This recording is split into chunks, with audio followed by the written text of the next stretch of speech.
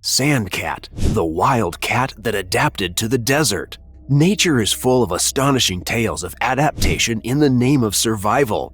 Creatures great and small have evolved interesting abilities and attributes to cope and thrive in some of the planet's most extreme conditions.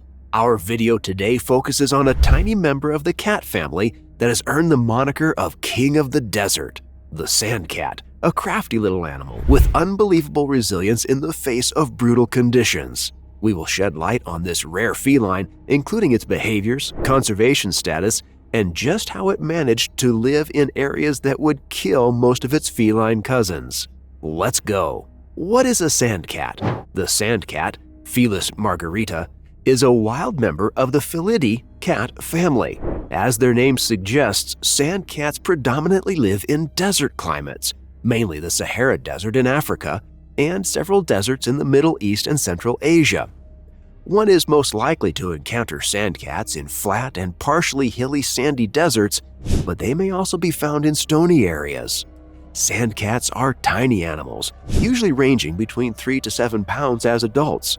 They can be between 29 and 36 inches in nose-to-tail length. While they are definitely on the smaller side of the cat family, they are not as small as their forest-dwelling cousin, the rusty spotted cat. Sand cats generally sport beige coats, but some individuals are lightish gray. They may have light stripes on their backs and sides and darker stripes on their legs and tails. Like cheetahs, sand cats have tear streak markings that run from their eyes. Sand cats are also distinguishable through their wide, squarish faces and proportionally larger ears. They make typical meowing sounds as well as high-pitched barks, similar to those of small dogs like chihuahuas. They also hiss when threatened by rivals and would-be predators. Like most wild felines, sand cats are solitary creatures that typically come together to mate. The aforementioned sounds are mostly employed to signal availability to mates, and are generally quite loud. Conservation analysis deems sand cats to be of least concern, with estimated numbers believed to be above the threatened tier. It is difficult to get a proper grip on how many sand cats there are in the wild because they tend to live in the hearts of the world's most brutal deserts. This fact, combined with their incredible elusivity, makes estimates very vague. Studies on captive individuals show that they can live up to 13 years of age. We do not know how long they live in the wild. How do sand cats survive in the desert? The sand cat has an interesting bag of tricks that help it thrive in desert conditions. Its main attribute is undoubtedly the ability to go without water for weeks at a time, as their efficient bodies make the most of any they come across. For the most part, a sand cat gets its water needs met by consuming prey. However, these crafty kitties have been known to creep into human settlements at night to drink water and even camel milk from exposed containers. Sand cats' feet also have a cool adaptation. The animals grow tufts of hair beneath their feet that serve as insulation against the scorching desert sand.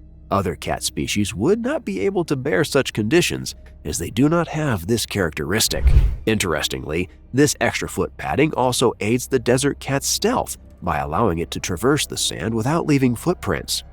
Naturally, this makes it difficult for predators to track the sand cat or to follow it back to where it houses its precious kittens. Sand cats typically live in shallow burrows about 4.5 feet deep.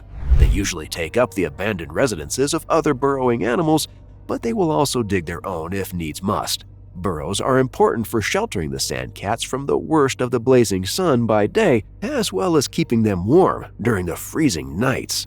Their coats also play a dual insulation role. By day, the fur protects the cat's skin from the sun. By night, the cat curls up into a ball of fluff to keep warm. Stealth is also a key skill for these creatures when it comes to hunting and being hunted. Their coats allow them to blend in with their sandy environments as they pursue sensitive creatures like hares and mice. Additionally, sand cats like to keep low to the ground as they move. This gait makes them look like they are permanently stalking.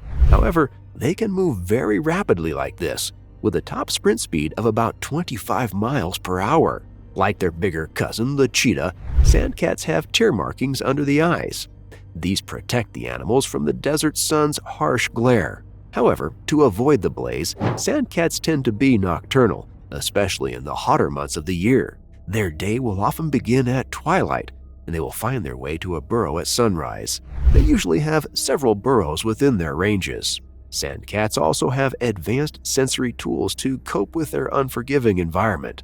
Their keen eyes allow them to see in almost pitch black when hunting at night, and they can detect the slightest movement from great distances. Their ears are even more impressive, with ear canals that allow up to 5 times the audio input received by an average domestic tabby cat. This super hearing helps the sand cat pick up an extremely wide range of sonic frequencies.